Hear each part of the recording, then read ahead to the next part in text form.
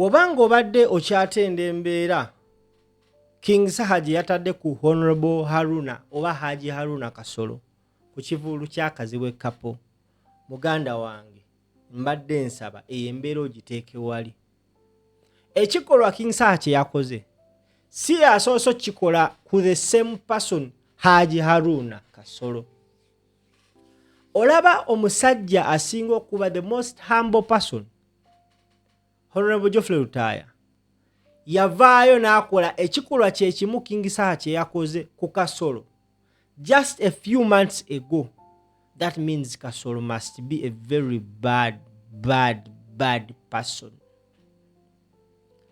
Geofrey Lutaaya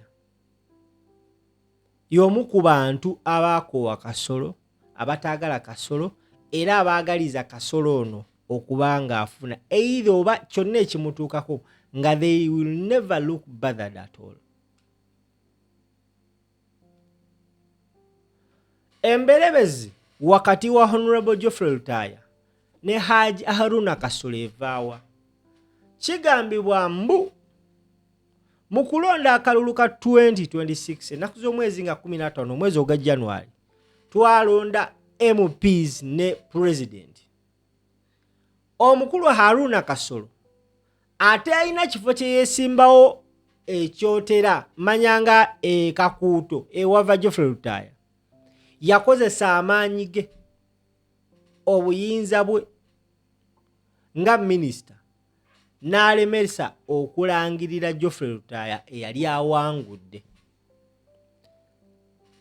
Geofrey Lutaaya bino abyogera nga n'amaziga gamuyitamu.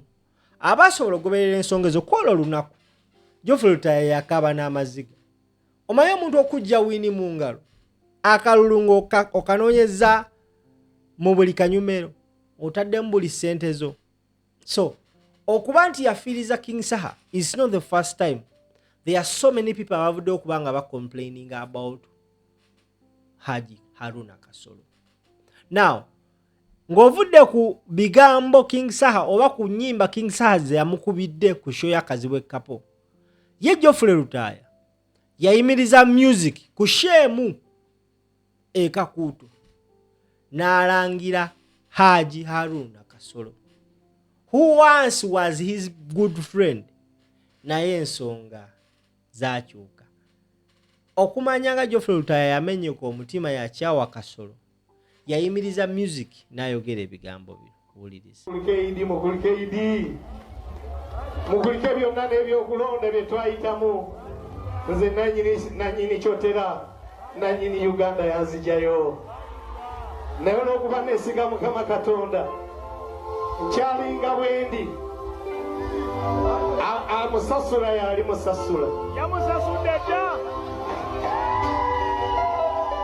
Ennaku ezo yatumidde omubaka, yatumye antegeeze nti ne mu kooti gye wagenze ngenda kukulumbayo. Mwami Kasolo ogenda kunnumba mu kooti, ne Katonda oyo alina amaanyi, alina wajja okukulumba. Ate manyi atandise okukulumba. Ku byendaba atandise okukulumba.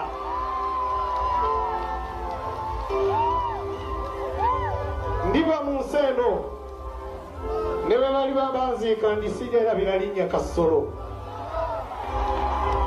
N'abaana bange n'abazzukulu balyogera nti waliwo omusajja yacoccanya omuntu atalina buzibu, bamuyitanga Kasolo.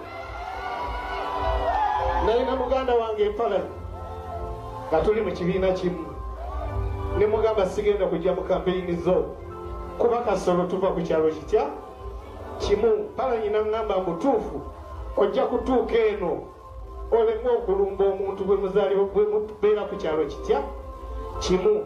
Tweyambire eno ebbali, towa amagezi n'ensonga emukukkiriza tokola ki, tojja kulumba Kasolo. Ne Kasolo amaziga g'abantu galitambulira ku famire y'obulamu bwonna. Amaziga g'abantu ku baana bo n'abazzukulu. Akayimba kano kabaweereza, tusabe omwaka guno tuguyite mirembe.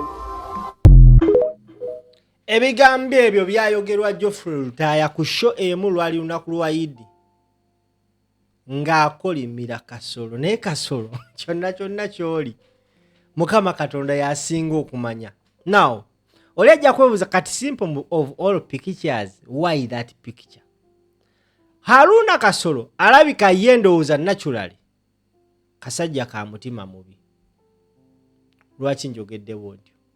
Njagala gwe andaba you take a clear look facial expression y'omusajja ono mu kifaananyi ekyo. Olunaku olwo President Robert Kyagulanyi Ssentamu Bobi Wine yali agenzeeko ekibuli that day obusiraamu bwali bwe bulondeddwa okucelebratinga amazaalibwa ga Ssaabasajja Kabaka. Naye njagala olabe eriiso Kasolo lye yali akuba Bobi Wine. Oleyinza okugamba nti it was just a photo moment eyamukwatirayo. Naye wootunulira ebifaananyi byonna ebisigadde ebyakubwa on that day, ojja kulaba ng'omusajja ono engeri gye yali atunulira Bobi Wine oba oliawo yalina ensonga, yalina mention obanga agamba oba kasajja nkatuge. Kasolo acreatinze obukyayi mu baganda banne. And trust me, ebigambo Geofrey Lutaaya byayogedde mu katambi ako. Never take such words or statements lightly. Naddala nga ne King Saha yakavaayo because King Saha yagamba omusajja oyo yanfiiriza yankozesa loosi ya almost 150 million.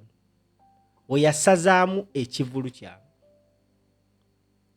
Geofrey Lutaaya agambye nti Kasolo teyakoma mulemesa kaluluke. Wabula yamuweereza n'ababaka n'amugamba naye mu kkooti gy'ogenze ngenda kujjayo. Akaluka Geofrey Lutaaya bakabba batya gwatanabakoma because omusango guli mu kkooti.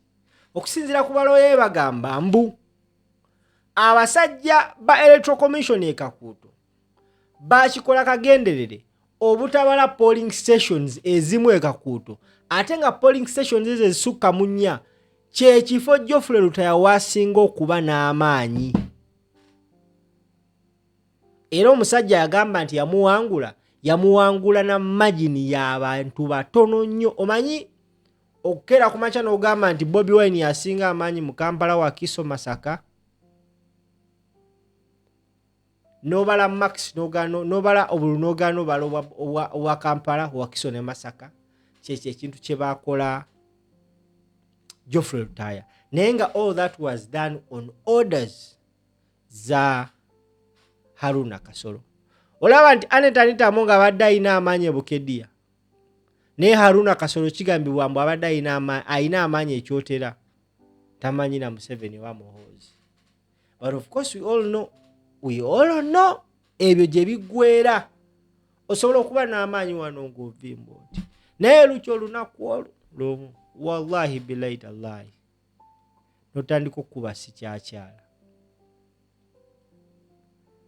That is the gentleman we are talking about, Kasolo. Lutaaya tuse n'okugamba nti omukulu amanyikibwa nga Mpalanyi bali mu kibiina kyekimu. Naye yamugamba Mpalanyi sobola kujja kukolera campaign ng'omusajja omuganda Kasolo tuvako. Kasolo ne Geofrey Lutaaya bazalibwa ku kyalo mbu kyekimu. Omusajja yagaana ogenda okukubira munne campaign, physical campaigns, olw'ensonga kyali kijja kulabika bubi nga Geofrey Lutaaya atunuza omudumu mu Kasolo.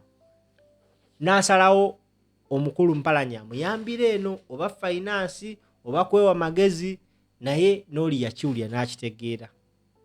Naye omusajja yakola buli kisoboka okulaba ng'alemesa muganda munne, ng'abba muganda munne akaluluke. But of course we shouldn't forget, even Anita Among used to do everything tooth and nail okulaba nga asanyusa abasajja abo. Naye wetugerere essaawa zino she is under house arrest.